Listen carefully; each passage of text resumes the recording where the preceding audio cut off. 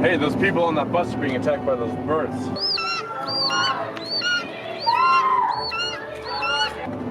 Let's go save them. We can't. We have no room. It's full in here. They killed Becky. What if it was Natalie? Worst movie ever made, an experimental movie podcast designed with one thing in mind: to find the worst movie ever made. I'm your host, Chris Ackman. I'm joined by my co-hosts and fellow mad scientists, Rob Scucci and Bob Hasek. Hey guys, how are you? And why are we doing Birdemic? I'm doing great because we have seen a little spike in listening traffic. So if anybody is new to this show, they are being introduced with this episode, which is the Birdemic episode, which is a 2010 disaster environmental movie about birds that explode. Sometimes. Yeah, only sometimes. Bob, hi, how are you? Do you care to unpack what I just said a little more cogently, because I'm not doing great with the descriptives right now. No, I will describe it. Just also, I want to clarify the title of this movie is Birdemic, Shock and Terror. Uh-huh. All right, let's get to the explanation. It's a good distinction. I don't care that you slept with my sister, now I got a daughter niece. I don't care that you gave me the crotch critters twice. Confused? We are too. But don't worry, Bob lives to explain. This is the best explanation.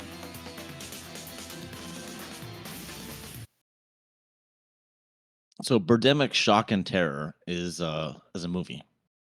It's one of the movies of history. Yes. And to describe it, I will say this first. Avian atrocities around amateur actors and actresses' awkward adventure. Wow. All A's again. Hey, you noticed. Oh, okay. So Rod, funny name enough as it is. It is. A software developer turned salesperson meets a girl that he apparently went to high school with. And the two immediately start seeing each other. Yep, that's true. Rod's friend and him have some pretend windfall from stock options or some shit. And then vulture-like birds that are referred to as eagles attack everybody, except those living among nature. And when I say attack, I mean they hover like hummingbirds and peck the eyes and necks of their victims because global warming. And then they stop. Fly by throat slitting as well. They also explode like torpedoes when they crash land. Oh, that happened too, yeah. Yeah. And more. Yeah, and until they don't. Until they don't. And then it's over. Truth. Mm-hmm. All right, hey, why don't we throw it to the worst YouTube comment? Experts say that going onto YouTube and reading the comments is tremendous for your mental health because everybody else by comparison is batshit insane. If I had known that, I'd been here months ago. Everybody in the comments knew what was up, so I just picked the funniest. And here it is. I gave birth prematurely because of this movie, and I'm not even a woman. Nice. So there we go. That's good. That's good. Okay. Thank you for that. Test number 1, ain't that a pitch? Money now and a lot more when I get in that office. I can take that to the bank. Mo's money, Mo's money, Mo's money. I'm gonna take you to the bank, Senator Trent. To the blood. Ain't that a pitch? I went first last time? Yeah, it's Bob's turn. Yeah, Bob. Okay. All right. There once was a bird movie that at first barely had birds. Instead, it was a story about some tech finance nerds with special effects that weren't so special and motivations apparently environmental. This cinematic disaster smells like a pile of turds. Damn it. All right. I dig it. Very similar pitches. All right. Murderous birds take over the Bay Area. They crash and explode. That's pretty scary, huh? An inconvenient truth leaves Rod and Natalie uncouth. Thank God they found those two kids in case they run out of food. Nice. How do I describe this movie in so few words? A bird horror movie with almost no birds. And when they are there are zero who scare, except for that they have wet acid turds. Oh no, me and Chris matched. You guys Pretty match, much, but Chris Almost has for- wet acid turds, so I'm gonna go Chris 4. Yeah, I'll go Chris 4-5. Sweet 4.25 for my first fucking win of the season on this one, I think. Yeah. And like episode 6. Damn. Yeah. I gotta get back on track here. Why don't we throw it to test number 2, the most offensive? Time to give everybody the good old sip and slip with the most offensive. You keep my penis out your mouth now. Hell, talking about my penis. My penis was just fine. All right. We got 5 of these. These are things that turned us off about the movie, so to speak. 2 of them are clips, and we're going to start with the first clip here at number 5. This is Vietnamese. Who is this? It's Rod. Oh, the guy from the restaurant. What's up? Hey, it was nice running into you at Half Moon Bay. Yeah, it was nice meeting you. So, how's your day? My day's going well. How's yours? Great. I made a big sale today. Good, fantastic. Thanks. I closed a big job offer today with Victoria's Secret. Wow, congratulations. The sound design. I think you'll look great in those lingerie. Thanks. So, how about dinner to celebrate your success? That was fast. I know a good Vietnamese restaurant. Sounds delicious. I'll see you then. I mean, this is classic trope. I know Yeah. a Vietnamese restaurant. I'm not going to tell you which one. I'm not going to tell you in what town. I'm not going to tell you what time. I'm not going to tell you if I'm picking you up or you're meeting me there or taking an Uber. Yeah. No details whatsoever. But that's not what's so offensive. He hasn't been on a first date with her, and he's telling her that he's fantasizing about her in Victoria's Secret underwear. So. Oh, I Yes. thought you picked. I thought you picked that clip for the sound design. I mean, we are going to talk at length about the audio. It is absolutely atrocious. Yeah. We'll throw caution and boom mics to the wind. But yeah, I will say she does look good in Victoria's Secret, as you find out later. Yes, indeed. Number 4. PSAs out the A. Yeah. Ridiculous. The best one, and Rob, did we clip the guy who talks about the beetles, the bark beetles or whatever? Yes, that was the one. Oh, we yeah. did. Okay. It's you my clipped, God, you so didn't great. have a name to it, but I did call it bark beetles on your. Oh, behalf. perfect. Yeah. Yeah. Okay. So he comes out of the woods. I mean, I don't want to ruin it, but a guy just in the woods like delivers a public service announcement about how the trees are precious, and they find an old man scientist on a bridge, and he's like, the worst thing in this world really is humans because of fossil fuels and blah blah blah blah blah. And then they do the inconvenient truth thing that you talked about already, Rob. And it's just they're constantly talking about the effect that humans have had on the climate. And I'm not saying that's not true. I'm just saying I don't want to hear about it 15 minutes in the movie I'm watching. What's the Steven Seagal movie? What we did with the oil rig on Deadly Ground. On Deadly Ground. Yeah. Apparently that was a shortened version that we saw in the theatrical cut, and he wanted it to be like 10 times longer. Yeah, it reminds me. I don't know. We mentioned this guy in a private chat, but Neil Breen. Do you guys know who he is? He's like the Tommy Wiseau, a more prolific Tommy Wiseau. Yeah, he's done like a bunch of movies, like self-funded, because he's also rich. But we'll have to do a movie of his, even though they're not mainstream whatsoever. I'm not saying Birdemic is either.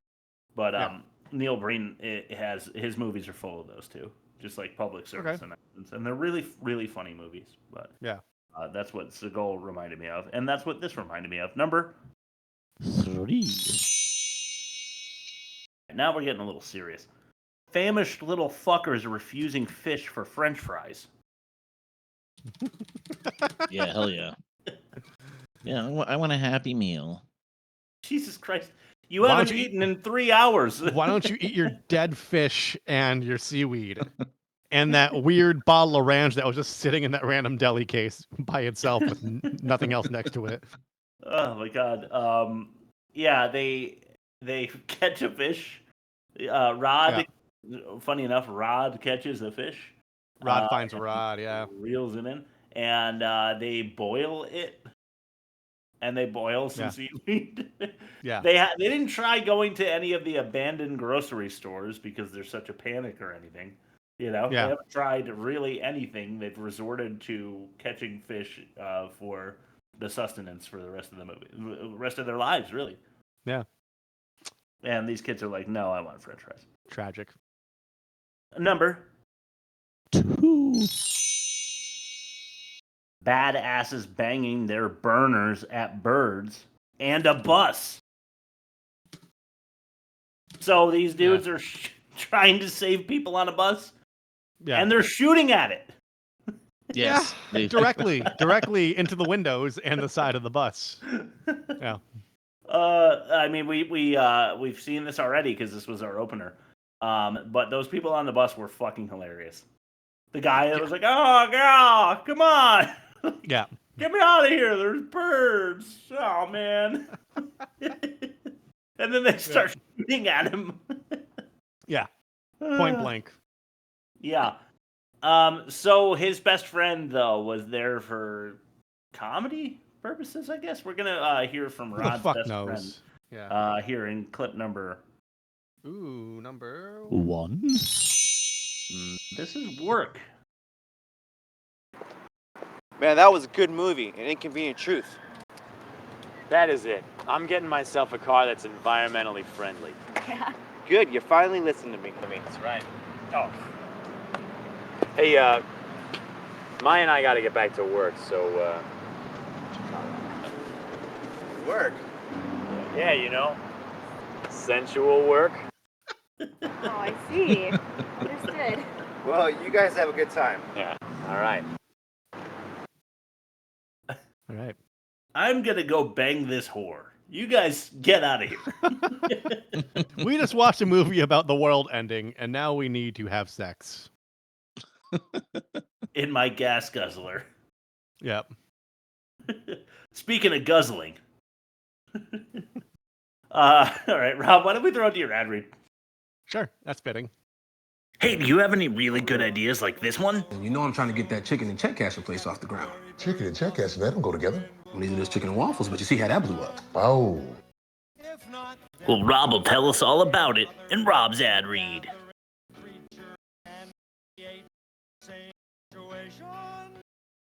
Today's episode of The Worst Movie Ever Made is brought to you by Snarf Bugle's self-cleaning lederhosen. Whether you're crushing steins of beer or devouring plates of schnitzel, their quick-release design guarantees you'll answer nature's call faster than you could say sauerkraut. No more running to the bathroom in a panic after too many pretzels and sausages. These lederhosen will let you cut the strudel with ease. And the self-cleaning feature ensures you're always fresh as a Bavarian breeze. So go ahead and indulge on those Oktoberfest treats, knowing that when the worst happens, Snarf Bugle has your backside covered. Take a load off, literally. Get a pair today and experience lederhosen that are a sheer gas. Get ready to drop it like it's bratwurst with Snarf Bugle self-cleaning lederhosen, a subsidiary of Hot Dogs at 3 a.m. Oh, wow. Yeah, they're branching out. Yeah, that's like what comes after the Hot Dogs at 3 a.m. Yeah, exactly. You have to be prepared for that phase as well. Yeah. So thank you, Snarf Bugle's self-cleaning lederhosen. Yes. We really appreciate you joining the show. It seems like every week we get another step up the rung towards the ladder of success here, and this is just another step in the right direction for us. We're spilling into their other verticals, basically. Right. Yeah. Right. Yeah. And climbing the ladder is done no better than in Snarf Bugle's self-cleaning lederhosen. Yeah. All right, let's throw it to test number 3. This is the worst dialogue. Okay. My father just died and left me something in his will. But I thought you said your father was already dead. Well, he was just dead to me, but now he's dead to the rest of the world. The dialogue can't get much worse than that. Maybe it will in the worst dialogue. Oh, it will. Mm-hmm. Oh, yeah. We'll start with number 5. This is wisdom. I'm not worried about those blackbirds. They're not the dangerous animal. It's the human species that's the dangerous, menacing, and terrifying animal. Because of his fossil fuel-related activities, he's causing global warming. It's killing life and Earth itself. It's the human species needs to quit playing cowboy in nature. We must act more like astronauts, spacemen, taking care of our spaceship. Well, nice meeting you. Good luck. It's like he wrote that on Ether and then edited it drunk. It's just a really fucking weird analogy to draw. Like, we should be treating Earth like a spaceship. Like astronauts instead like of cowboys. Astronauts taking care of their spaceship, which is like the only thing we have that isn't on the fucking planet. Yeah. It's just really weird. But I like how he's like, it's man and his fossil fuel activities. Yeah. His it tickled me. It gets worse though. How about we go on to number 4? Yarg! This is celebs. There was a wildfire today in the Santa Cruz Mountains. Dubbed the St. Martin Wildfire, it has already burned through 30,000 acres of trees and has destroyed over 100 homes. Currently, there is 0% containment of this fire. However, firefighters are hopeful that within the coming days, the weather will become more favorable and help them to extinguish the St. Martin wildfire. In other news, the first Green Grand Prix event was announced today in San Francisco. All cars for this racing event will be powered with hybrid or electric technologies. Part of the streets of San Francisco will be used as the racing course, and the drivers will be Hollywood celebrities. Why? What? I think they had that as a throwaway line. Like, I think they're like, we're going to get Jamie Kennedy in this, and it's going to be great. Oh, yeah. And then they couldn't get Jamie Kennedy. So, God damn it. What do you do when you can't get Jamie Kennedy? You and get, Andy Richter, you know, like all the A-lists. Yeah, right. Yeah. Well, you get Rod, you get Alan Baugh or whatever his name is. I love when they're like, the wildfire is currently at 0% containment. There's got to be a better way to say that. They have just now begun to fight the fire. Might be a better way of saying 0% containment. Yeah. Pretty fucking weird. But then the green Grand Prix cars being driven by celebrities just like threw it over the top of me. Yeah. I don't know. Maybe that should have been higher on the list, but we'll see while we throw it to number 3. We'll see. Oh, all life came from the sea. I mean, look at us. We're made of water. So what? So what is your ideal man? Well, for one thing, he has to have a lot of stock option vested. At least you're honest. He has to be kind, honest, accessible, ambitious, and optimistic. Is that all? Yep. So, do you have like a backup plan? You know, if your modeling career doesn't work out? Not really. I figure if I don't make it big by the time I'm 30, I figure I'll just take it from there. You should have a plan B now. I always do.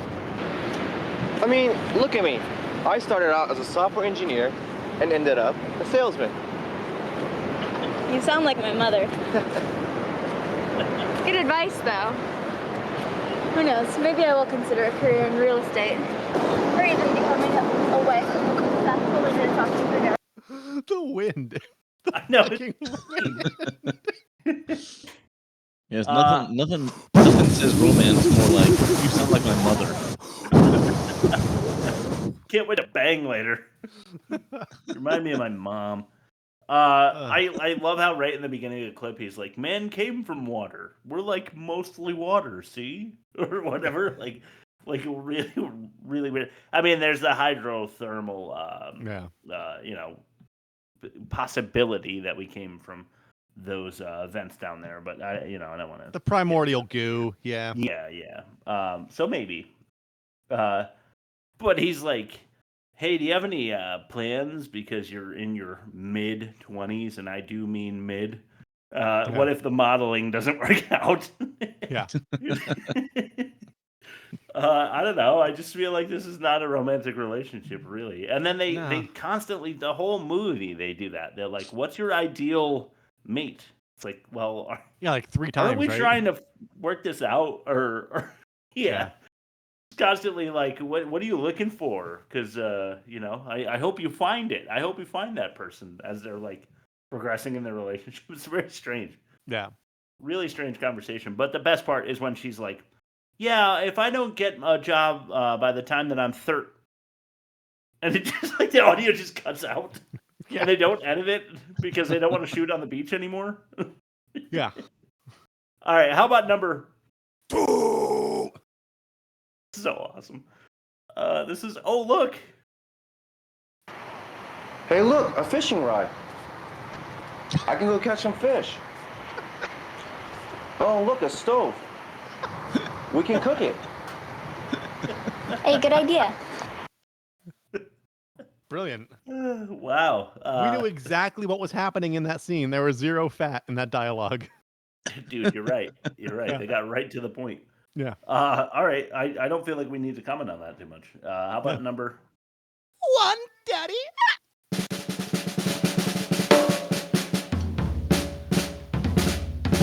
You know what? Fuck it. Guys, I'm going to need a little help because I still don't know what is said in this interaction. So, okay. If you can fill me in at the end of the clip, I'd appreciate it. This is Pumped Up. Hi, the Eagles killed our friends. Do you have a phone I could use to call the police? No, I'm sorry. All phones from the Eagle attack, all phones are dead up here. Really? Damn it. Well, we need some gas. Well, from the Eagle attack, we are short on gas, but it's $100 a gallon if you want. What? $100? That's outrageous. Well, either you take it or leave it, and I have only a few gallons left only. It's rip off. Fine. Rip off. Thank you. See, that was it. I relied on context clues. I learned this in high school lit, where if you don't know like a complex word that you haven't like seen in like your regular interactions, you use the context clues to figure out what that word means. And the context here is the Eagles killed his friends.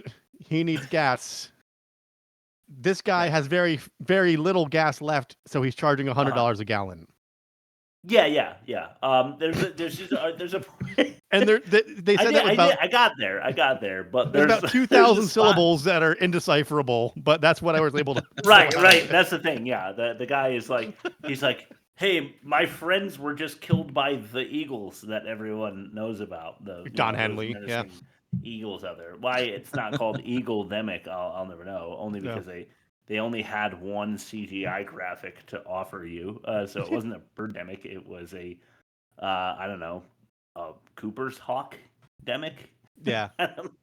Like it really wasn't a Birdemic. It was one particular type of bird trying to kill everyone. But anyway, he goes in, he's like, hey, my friends were just slaughtered by eagles. And the guy's like, yeah, but what the fuck just happened? Didn't make any sense. I could not. It was the first line. Like after that, he's like, "Yeah, then I'm going to charge you like $100 a gallon. I only have a few gallons, so it's going to be $100 only."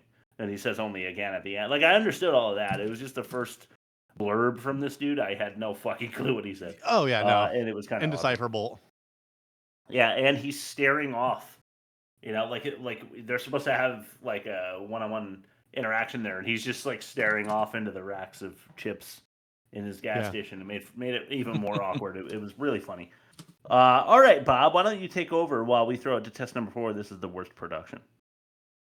You're gonna need a montage. Even Rocky had a montage. The worst production.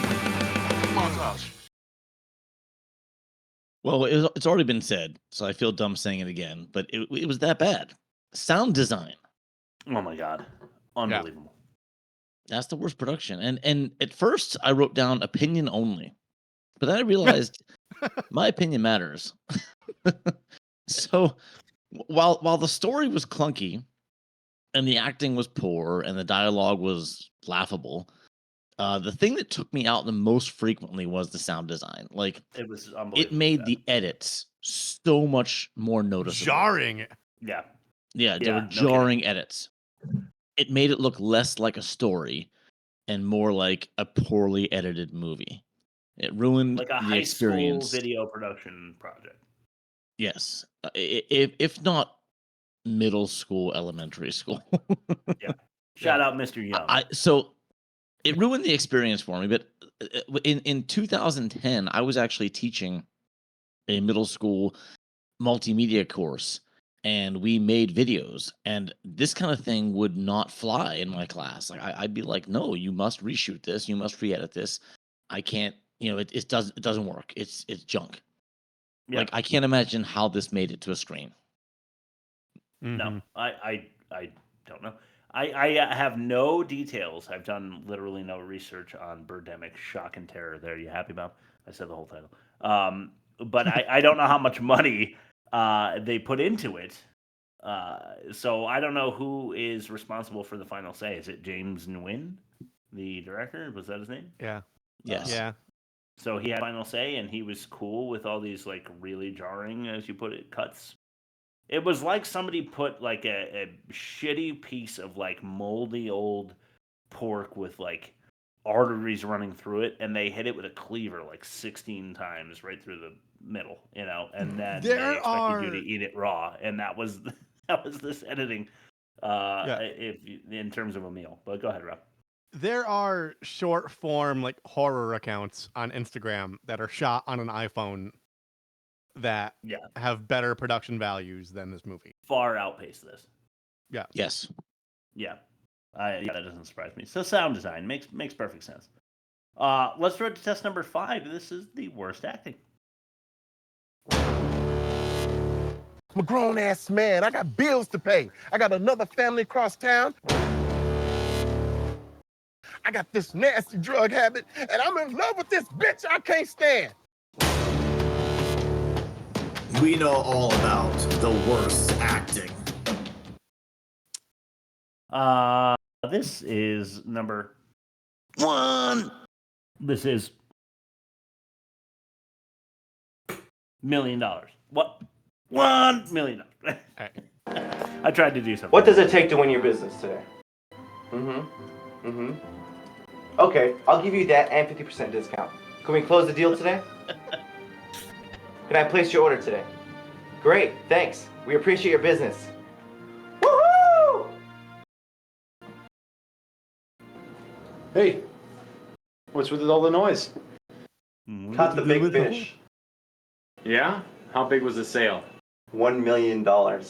Awesome, man. Biggest sale of my career. I'm proud of you. You know what's amazing about that? Is that it could have been $2 million because they already promised to pay, and then he was like, "I'm gonna give you a 50% discount just on the end on a $2 million sale." He's just like, "All right,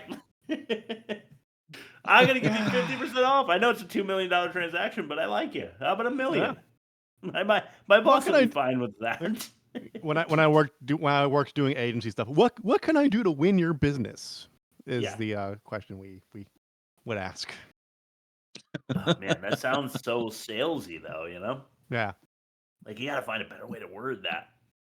Yeah. What can I do to make it so that my boss doesn't scream at me later? You might as well be saying that. Also, to be fair, I worked in the business world in the late 90s as an accountant, and I used to commute with a sales guy.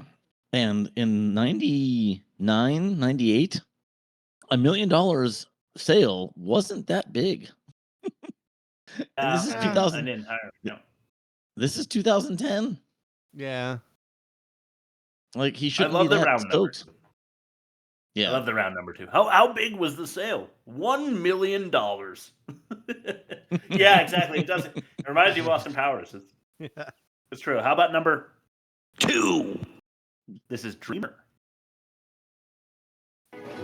I like sales. It fits my personality. No, it doesn't. Started out as a software engineer. Not at all. BS computer science.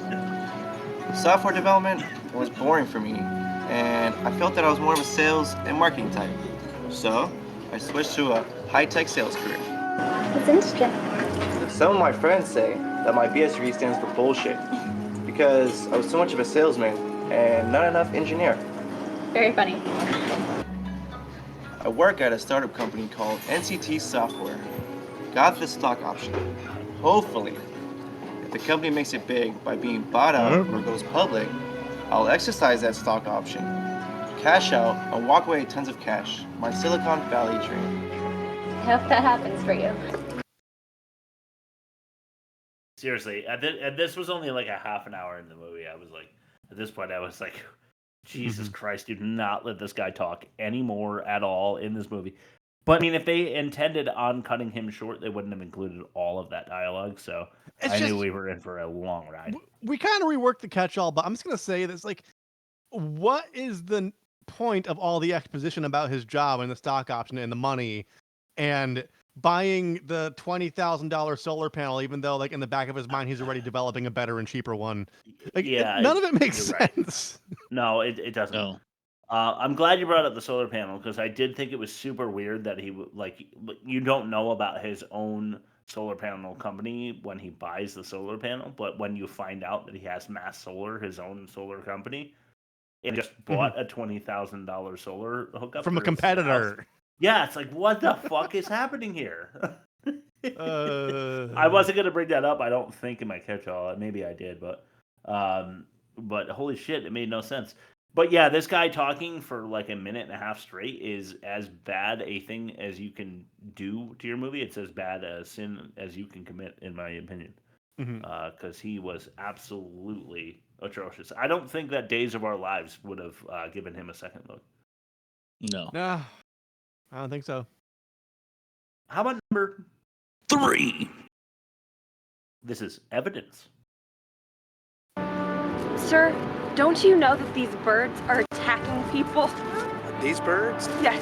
No way. They're dead from the bird flu virus. Bird flu virus. How do you know this? Yeah. We just tested their blood. Then why are they attacking us? I don't know. But what I do know is global warming is causing viral diseases such as bird flu, West Nile virus, and SARS. So what are you saying? That global warming is causing these birds to attack? No. I'm a scientist. I'm an ornithologist. I can't state any scientific fact without evidence. He just did, though. Yeah. He literally just did. He had the blood. He made his claim. Yeah, he tested it. He tested their blood out in the open air. Yeah. A perfectly controlled environment. He just scooped it up. Come into my under the bridge lab. I've got blocked off with cardboard. You need to take off your shirts, girls. Yes. It's clean room.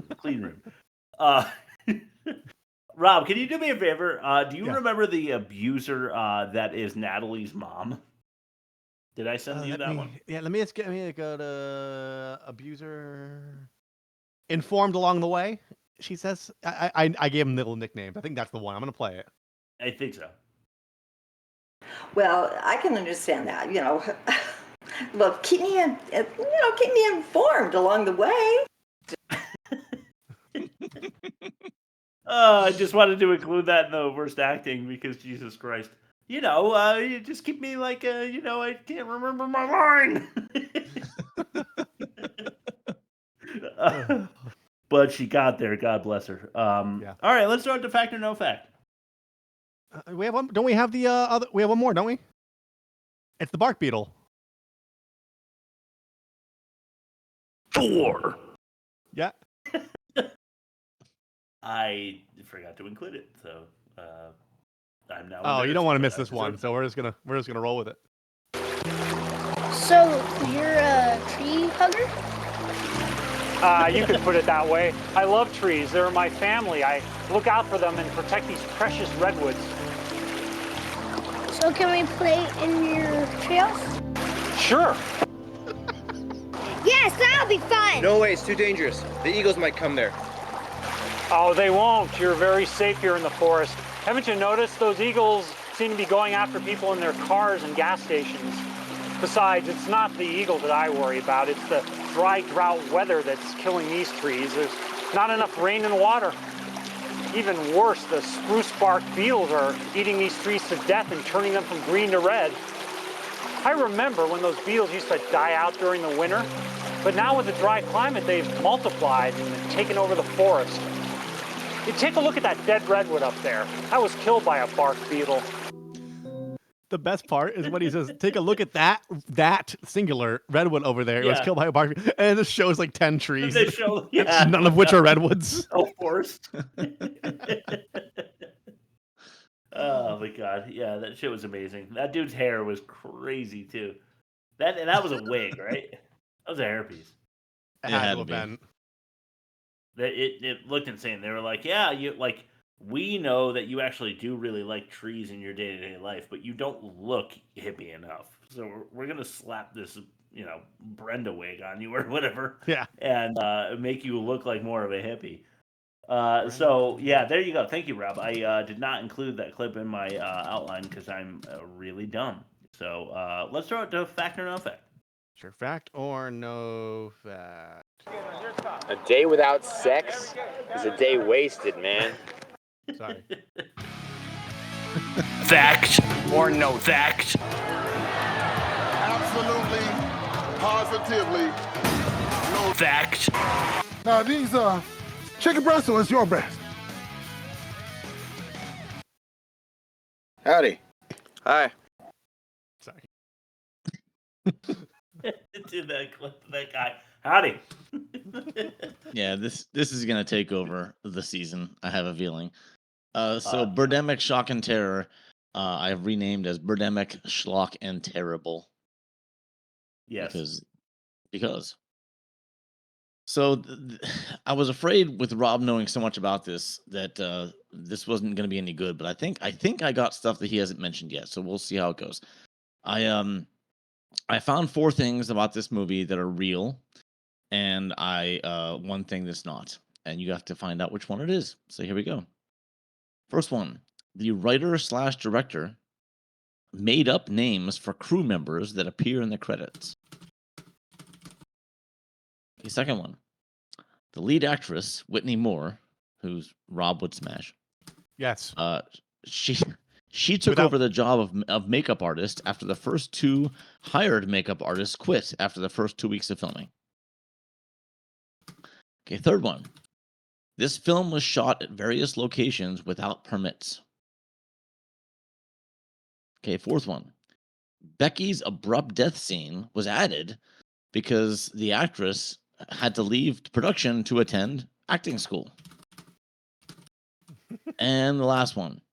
When audiences left the London premiere, they were greeted by the sound of screeching and flapping birds from loudspeakers hidden in the trees to attempt to scare them further.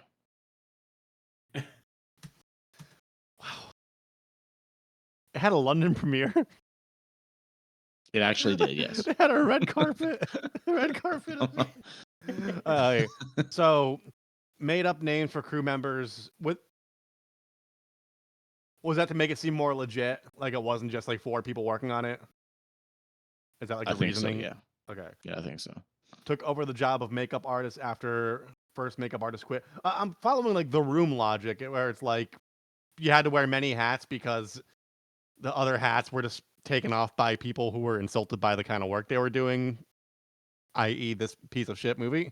So I could see that, and that would also explain that kind of supports number 1 too, because they had names for makeup people who quit, who were replaced by the actor, so they made up. Yeah, okay. I know the permit thing. I do know there were kerfuffles involving filming, so I believe that to be true. But the 4 and 5, Becky's death scene was added because she had to leave production for acting school. That just seems a little too on the nose. It does seem on the nose. I want to say like there's some Bob Fool. I want to say she just quit outright because she's like, if this is like my first gig after years of trying to like get a gig, then I'd rather just work at Chipotle or whatever. Number 5, London premiere met by spring. That seems like something that Tommy Wiseau would do, and I wouldn't put it past Nguyen or whatever his name is. I'm gonna say number 4 is the bullshit. I want to say that she didn't quit for acting school. She just quit because it was terrible. And she probably wasn't getting paid. I don't think anybody got paid for this movie. I think they got paid in exposure, and then it ruined their careers because of the exposure they got. Man, I am torn on this one for sure, because one of the things that I think Bob will do is that he'll notice something about a movie, especially now that he has to limit his catch-all, and he'll find other places to pop it in there. And one of the things I think you noticed, because we all noticed, is how bad the fucking makeup is. It is laughable. Yeah. And I don't know. The thing is, I don't know if Whitney Moore could have done the like eyeballs, like a representation of having them pecked out. It looked terrible. I'm not Oh, the sure that scabby she would have eyeballs, been yeah. able to fake it though, but it does look like she took over for the neck scratches on what's his name, Rod, and the guy with camel pants that was in the Marines or whatever and got sick of killing. Yeah. Those neck wounds were so obvious that I'm like, Bob noticed that. He thought he'd come up with something about makeup, threw it in here. I don't know. So it does seem like number 2 is fishy to me, but I also believe that they shot all over the place with no permits, because there's just like, I don't know, regular traffic everywhere. I think I put that in my catch-all, so we'll talk about that later. The screeching and flapping birds I can see. Made up names I can also see. And Rob went with number 4. Yeah, I'm gonna go with number 2. I'm gonna kill myself if that's right and I don't pick it. So go ahead, Bob.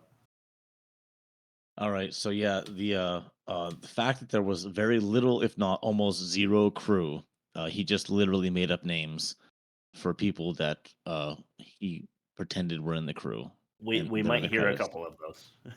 I know. That's what I was thinking when I read that. I'm like, oh my god, they're probably gonna make bad credit names because they're probably bad names. Yeah. Yeah. There's a couple, I think. Lead actress Whitney Moore did take over the job of makeup artist after the first 2 quit. And you're both right. The film was shot at various locations without permits. And the actress that played Becky did have to leave production to attend acting school in New York. Which is funny because, she was a bad actor. So there was a London premiere. There actually was. But I took that fact from the Birds London premiere. Hitchcock. Yes. Damn it. I should have seen through So that foolery. the sound of screeching and flapping birds was from The Birds, the Hitchcock movie. Son of a bitch. And they both premiered in London. I honestly, I'm like, this didn't have a premiere. And then I read they had a London premiere. I'm like, it's crazy. Is it like The Room too, like where they self-finance like distribution because you need 2 weeks in theaters to be like an Oscar nominee?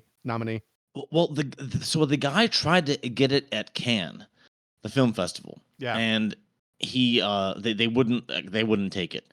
So he Right. actually went to Cannes. Why? And like handed out flyers and like little postcards about the movie, trying to get it like released from somebody. And eventually, it wasn't through Cannes, but eventually a company in London said they would release it. And so the budget of this movie was $10,000. Yeah, and that that's sounds about right. Yeah. And so when you said no one got paid, you're pretty much on the nose. And apparently they spent more than $10,000 just promoting the movie to get people to come watch it.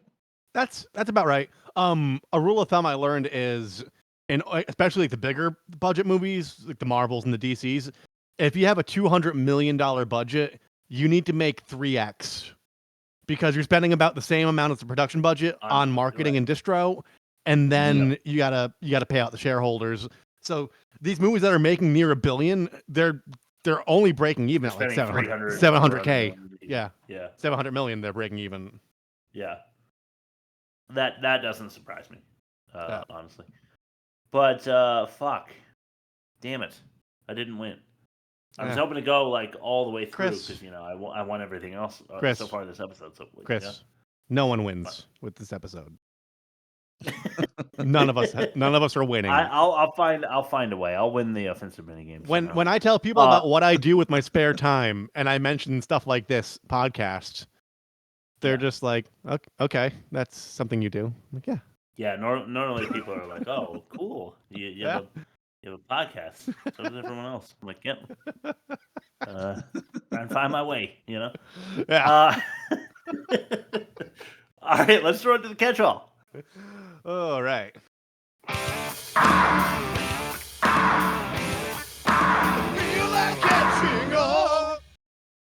Right. What I like to think is that the people that get to know me, I've been at Olive Garden as the LBO manager for a year now. Oh wow! Congrats. Tomorrow. So I like to think that they get to know me. They think I'm interesting enough that they want to give it a whirl, So if you're one of the servers or managers or something at Olive Garden and you decided to check this out, I'm so sorry. And thank you. All right. So Bob, you want me to go first or what? Yeah, go for it. right. We'll So take my, turns. I went first last week.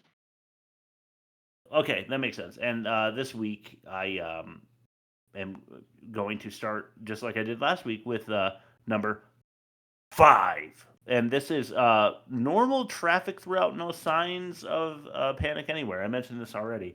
So fitting that it'll be number 5. But I want to have a dialogue about it. If you're going to shoot a movie about the world ending because of a bird attack or any other kind of disaster environment or otherwise, don't you need it to look like everyone else is panicking? Yeah. And not like you're just driving outside of the town to go fishing and then driving back into the town to go to a different convenience store? Yeah. Because that's basically what happened. In that same vein, this is not one of my catch-alls, but like the establishing shots of the cars driving. Yeah. Like Yeah. they show like a car driving slowly, then they're dancing, then there's a car again, and they're walking. Like I don't understand what the establishing shots were for. I mean, just to keep going on this riff though, like they are so terrified that a bevy of eagles is going to come down and eat their faces, and they decide to exit their van at the same beach they were at before and walk about 2 miles to the picnic area and all eat sandwiches in the open air. Yeah. Yeah.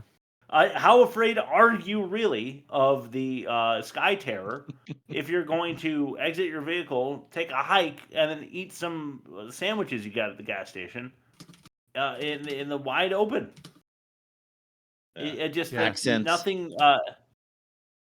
Nothing screams panic. I'm saying accent on the sand in sandwiches. Yeah. It was like, I'm going to put that in the write-up as pausing pursuit of peace for picnic pleasantries. Wow, nice. Okay. Me like it. There would have, I was just thinking about the alliteration, and I thought pigeons would have been a funny one to throw in because those are birds too. And then that started me thinking on like, what would have been the funniest bird to watch attack people in this movie? Say they had more than just like hawks.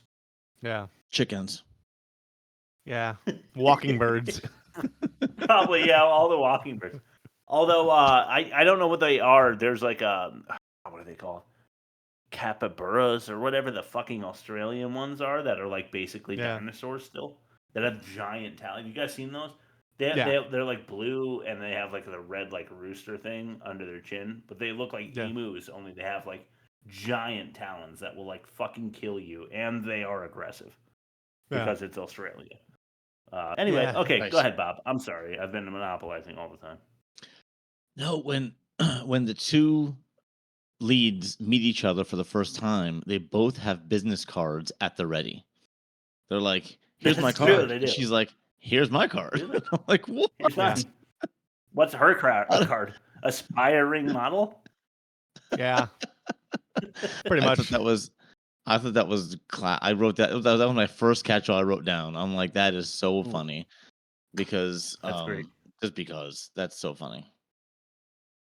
Again, 2010. This is not, this is the time when smartphones were around. That's true. I've got to. We took number 4 as well, and we already did number 5 for me. So I'm going to riff here. And how about that song where the guy's like, "We're gonna party in the backyard with God. my hey, we're gonna party in my backyard with my family." Gonna I have forgot some about that.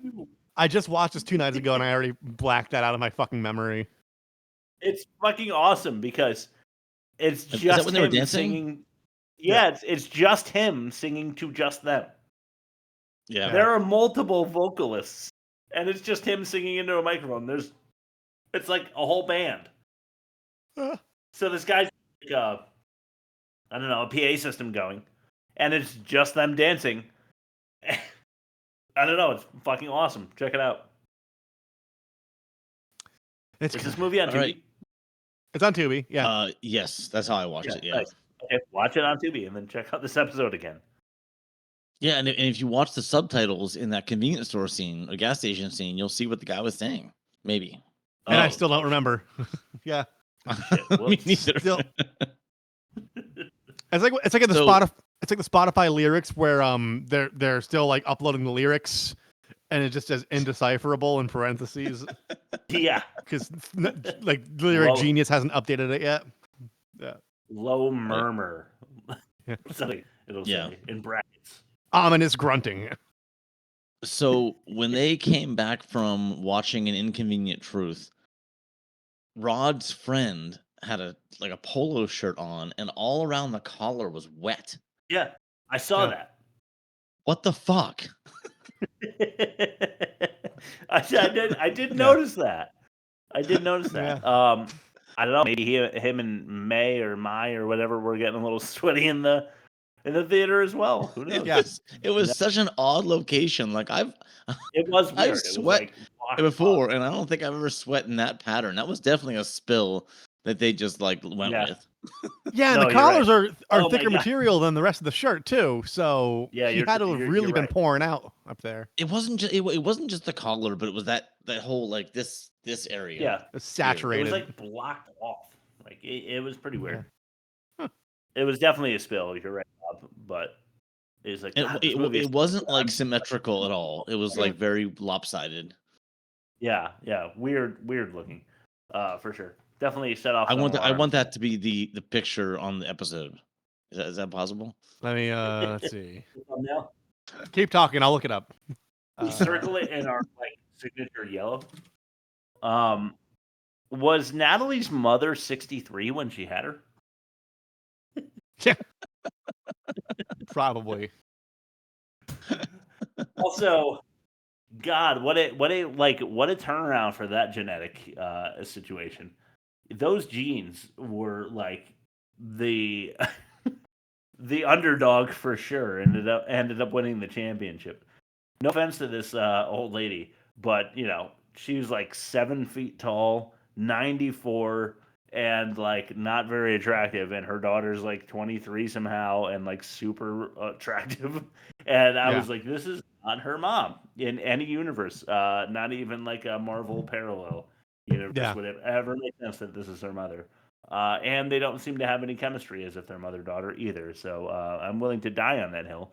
Those two are not related. Go ahead, Bob.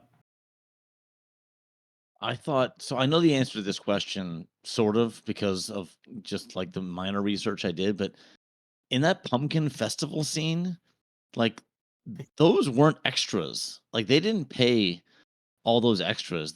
I think they were just they took a camera through an active festival, and avoided faces as much as possible. It was just the craziest. When I first saw that scene, I'm like, wait, did they pay all these people? Is this it's a real scene? And then I as I read on later, I'm like, no, they just took a camera wild into this festival. Yeah, I guess if you're in public, you're that there's a chance you're going to be filmed. Yeah. So really, did they get in any legal trouble? Probably not. But the poor guy that's carving the pumpkin, Yeah. they probably got an hour of film on him, and he's just like, can you fuck off while I'm trying to focus on making this devil face in this giant pumpkin right now? Let me jump in here really quick because I texted this to you guys and people need to know about it. when Rod and his friend are playing basketball, they said these winters have gotten very hot, and then it's revealed to us about Fall 10 minutes later festival. that they're at a fall festival. Shit, you're right. Right. So Nice just felt like job. throwing that out there. Good sleuthing. Yeah. Also, Rod was about as bad at basketball as you can be. Yeah. Just saying. Yeah. I play a lot of basketball. Even still, I play every week with my brother, and we play 1-on-1, and I never let him win, and I feel bad about it. Nah. But I know that this guy Rod does not know how to play basketball.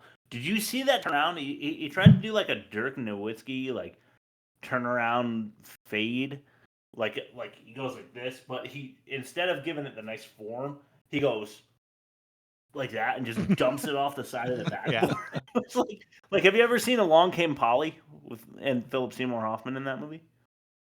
That's the Ben Stiller and Aniston. Yeah, right? it's actually a pretty good movie.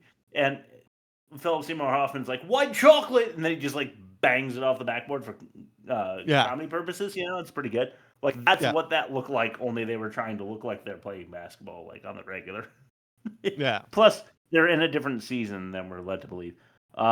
So my number 2, we're on my number 2, right?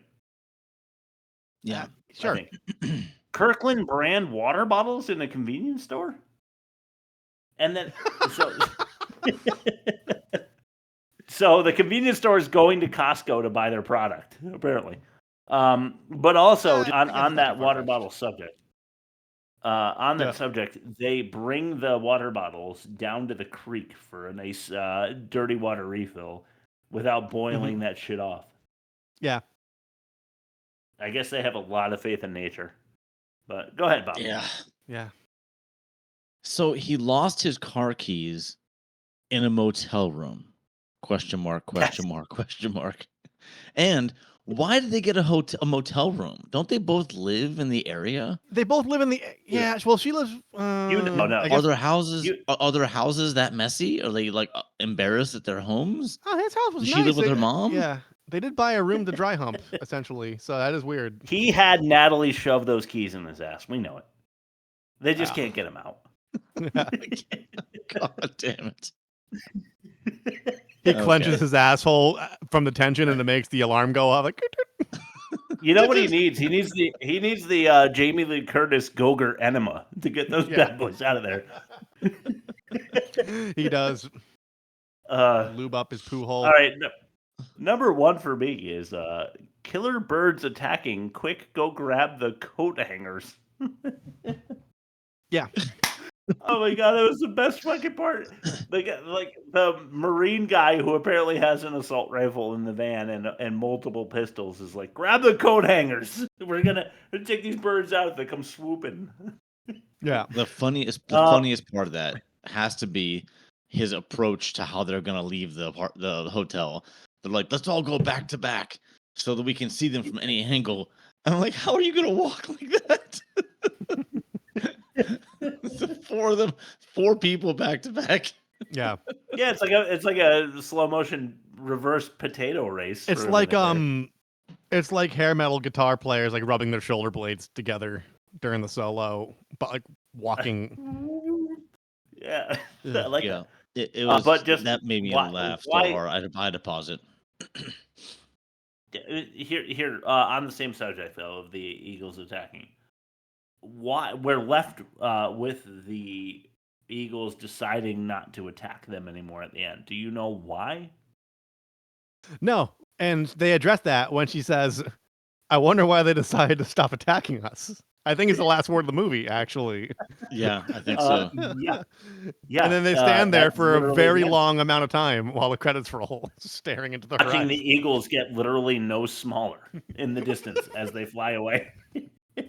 For like a solid minute, the same exact size in the sky. All right, that was my number 1. Go ahead, Bob. So Rob already mentioned this, but I'm gonna lead it into a more specific ending.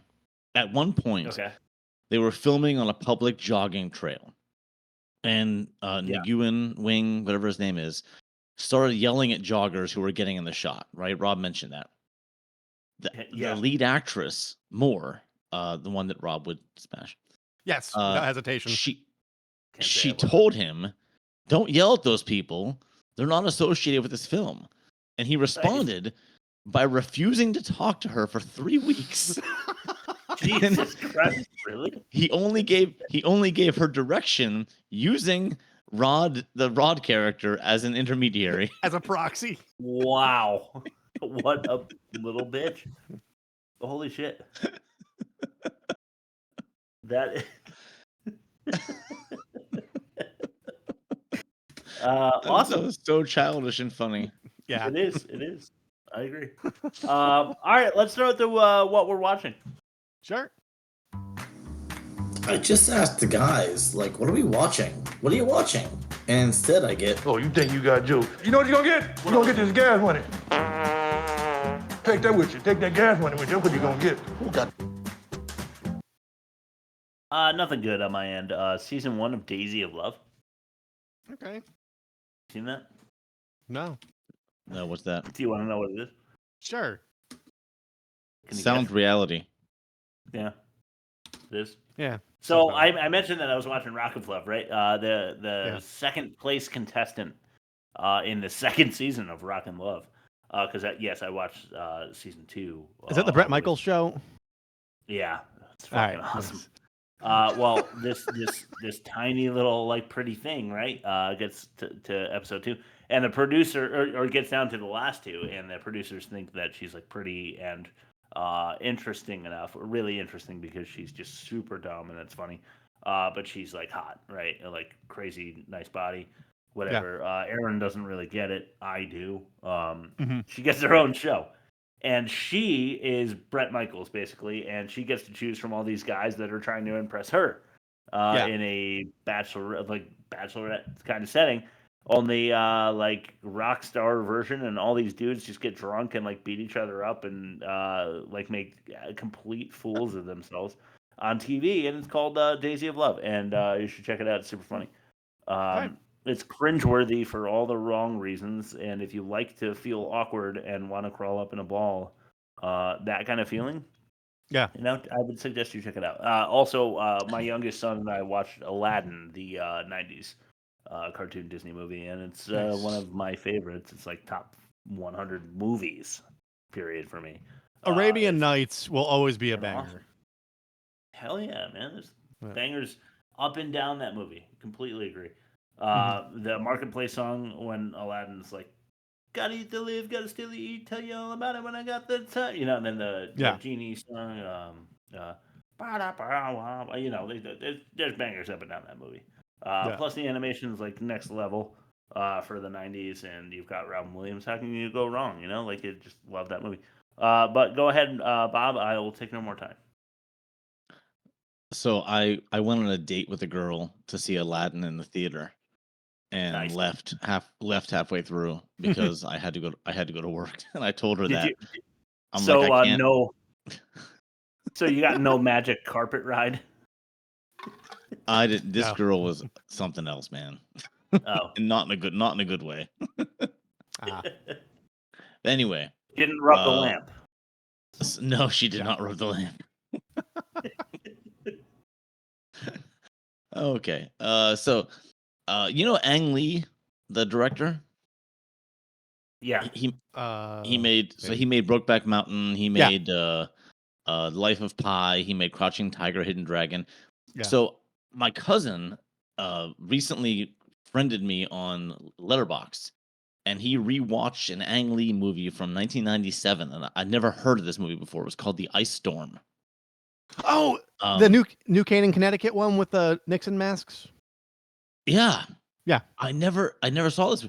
So it has Kevin Kline, Tobey Maguire, Sigourney Weaver, Christina Ricci, what's right? his name? Elijah Wood, Christina Ricci, Katie Holmes, and Joan Allen, who I didn't honestly know Joan Allen before watching this, but she was the female lead, and she was good. She was quite good. But yeah, it's a drama set in Connecticut in 1973, primarily about the members of one family and their relationships with each other, others, and alcohol.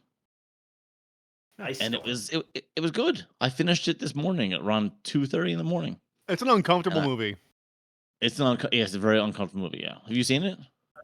Long time ago, I have. and I saw it at an age where I shouldn't have understood the full like ramifications psychologically, but I still felt uncomfortable watching it regardless.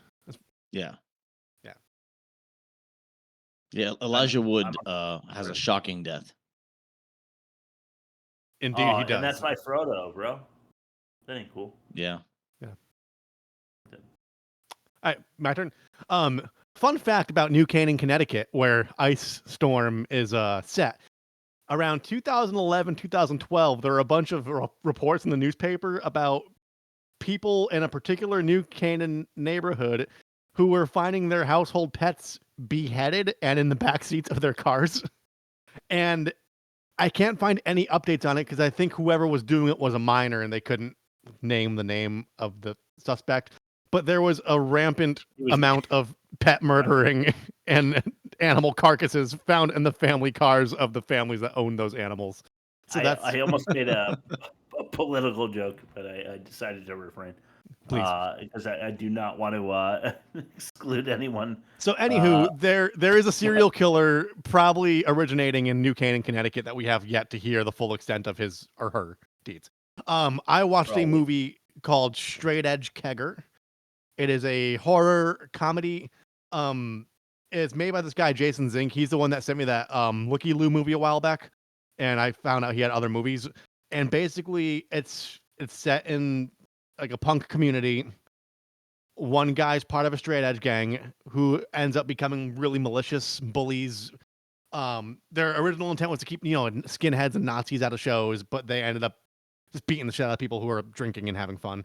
And basically, this guy breaks edge, goes to a house party, like a kegger, and all his old straight edge friends come, purge style, and go on a murderous rampage to kill everybody at the house party.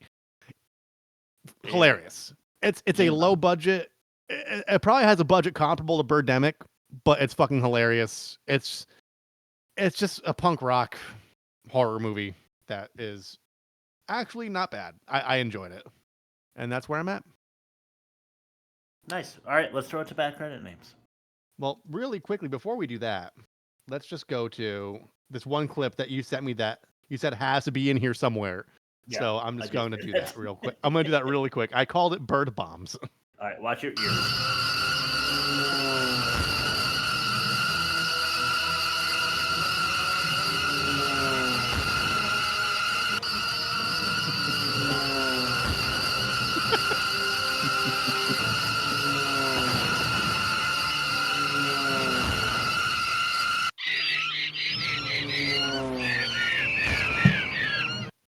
It's just like a Honda Civic.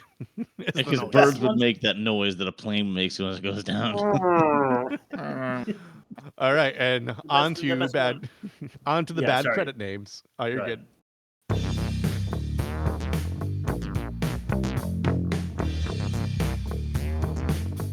Miss Tippi Hedren, Richard Band, Mona Lisa Moon, and Heather Head.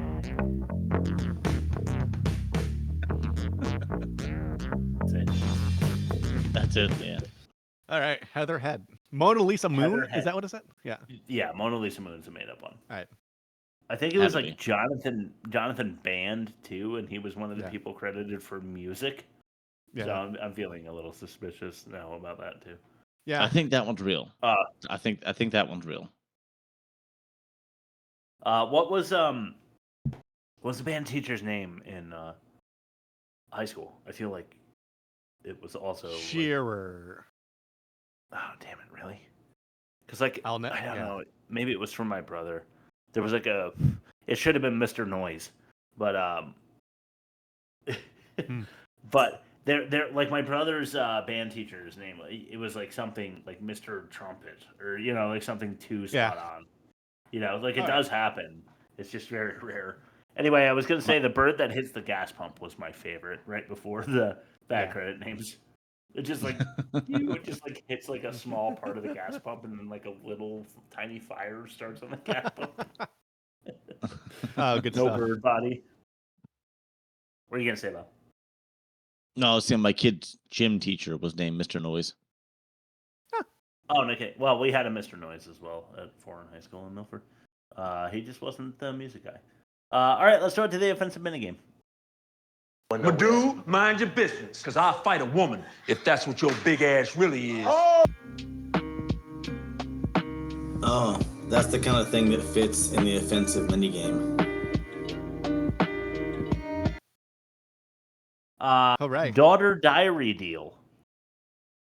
Okay. Or pre-date panty ponder.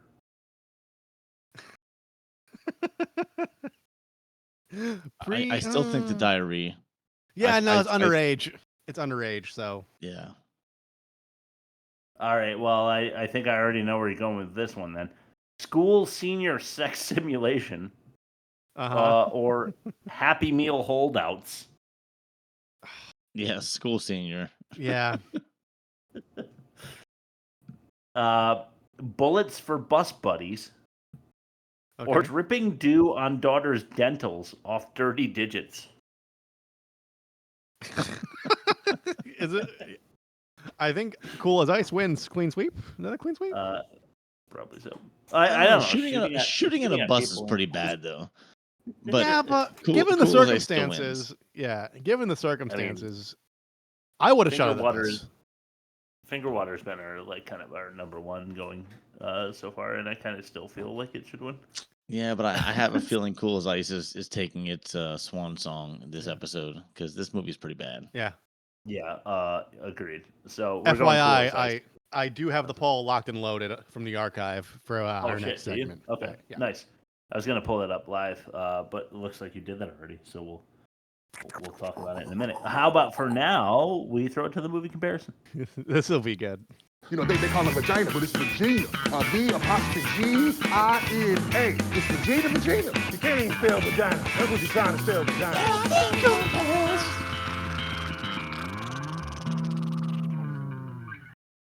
All right, Cool as Ice and Birdemic. Cool as Ice has been, what, 5 episodes in a row or something? 4 or 5, yeah. Something like that. Yeah. A lot, yeah. Yeah. Pitch, Rob, you had a 5-star on Cool as Ice. Nice job. Mm-hmm. You beat me with the 4.25 on this one. Yeah. Offensive, we already established Cool as Ice wins that one. Yeah. And everything else goes to Birdemic. But we'll go through it meticulously. How about dialogue? Birdemic. Yes, Birdemic. Production inspired by but not inspired for Cool as Ice, or sound design by Birdemic. Sound design was bad. Yeah, you need to hear what the actors are saying in order to even gauge the dialogue or the acting. So. All right, that's a fair point, Rob. Yeah. Acting, I mean, I think it's very obviously Birdemic, given Vanilla Ice is in this movie. It's surprising, but Birdemic is worse in my opinion. Bob? Yeah. So demerits, we don't have one for Birdemic. What do we want to say? Sound design Exploding again? birds. Exploding birds. And like the fact that none of the exposition or things we learn about any of the characters matters in the slightest. They could have started this movie and they could have been like boyfriend and girlfriend and it would have the same outcome. Yeah, you're right. Extra exposition. Yeah. Okay, got it. It's that exploding birds or extra exposition, or Schling a Schlong. Oh, I'm gonna miss Schling a Schlong. I'm gonna miss Schling a Schlong too because this is a clean sweep with a Birdemic. 4-2 victory. Worst of the season is Birdemic. Shock and terror. Next week, Rob, what do you got? Well, because you guys decided to go 2 against 1. We had two titles on a 3-way poll. We had Hell Comes to Frogtown. That's not even true. Hide and Seek, and Hell Comes to Frogtown. Now, Hide and Seek had 38%, which on its own would have been more than a third, but because one Hell Comes to Frogtown has 54%, and one Hell Comes to Frogtown has 8%, making it 64%. Hell Comes to Frogtown is what we will be watching next week. Damn. Fuck both of you. I look forward somebody to it. rigged that poll, huh? Yeah. That's crazy how that happens. Roddy Piper. That's all I gotta say. Yeah. Fucking love him. Love him. He's the man. I will say, if you want something to have a chance at beating Birdemic, it can't be a Robert De Niro movie, even if it's a terrible one. It has to be a Roddy Piper film. That's true. Going deeper And here. I've seen clips from Hell Comes to Frogtown, and I've seen them recently. Bob has put that movie up on before, and I'm like, oh, this is going to be one of those like super cheesy 80s movies that Bob likes to do. That I feel like is bad, but isn't the worst movie ever made. But then I saw clips from this, and I was like, it could be the worst movie ever made. We'll have to take a look. And I doubled down. Sorry, Rob. But yeah, next week, Hell Comes to Frogtown. Rob, why don't you plug us and then send it over for Bob's last word, and then we'll say goodbye to Jelly School. Sure. Jelly School. You can reach us at www.theworstmovieevermade.com. This is episode 172, so our archive goes deep. We are on all the big streamers, the Spotify, the Apple, the Google, also YouTube. We have also a video component on YouTube that goes live every Sunday. That's this episode you're hearing right now, but with the three of us staring at our cameras. And it's something that you should check out. We have clips, all the clips you hear on the audio version. You get the 1080p version on YouTube. You get to fucking watch it. You get to watch it. You get the compressed 1080p, corrected aspect ratio, high def, but only 1080p. It's 1080p. It's not high def, but it's higher def than the audio. It's definitely got def. We're on Instagram. We are on TikTok. You could email us all at www.theworstmovieevermade.com. If you're new listening to the show, welcome. Please go through the archives, send us emails, because if you do email us with a title that's particularly bad, we don't even do a poll like the one we just went through. We will just watch that movie and hang shit on it. That's for fun. True. We will. For funsies. So check it out. Make fun Join of the us. party. We always encourage you to make fun of us because we'll give it back and we'll have fun. Subscribe, ask for notifications. By the way, yeah, exactly. Subscribe. Yeah. And we don't care what you do. People say smash it. I say gently caress Tickle it. But yeah, somewhere in between, if that's what you're into, however you like to click your subscribe button. Whip out your dong or your titties and just smash it on your iPhone. Bang.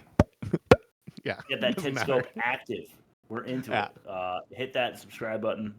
Just know that Zuckerberg's going to see all four of your skins and your areolas, respectively.